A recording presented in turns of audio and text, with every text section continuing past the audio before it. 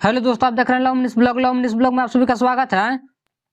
दोस्तों, आप सभी को बता दूं कि हिट मशीन खेसारी लाल यादव का लंदन से एक रील वीडियो निकल के आया है, जैसे कि आप लोग स्क्रीन पर देख सकते हैं।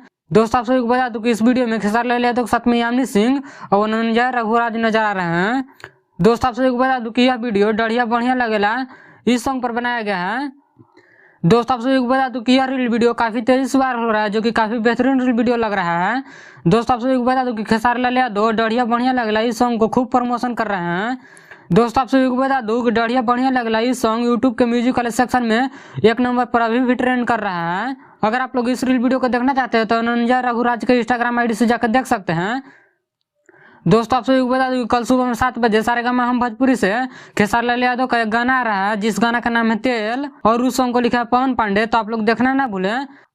इस वीडियो में इतना ही। इस वीडियो के बारे में क्या कहना चाहते हैं कमेंट करके जरूर बताएं। ऐसे ही भोजपुरी की सारी छोटी बड़ी खबरें देखने के लिए हमारे चैनल को सब्सक्राइब करें। मिलते हैं अगले वीडियो में, तब तक के लिए जय हिंद।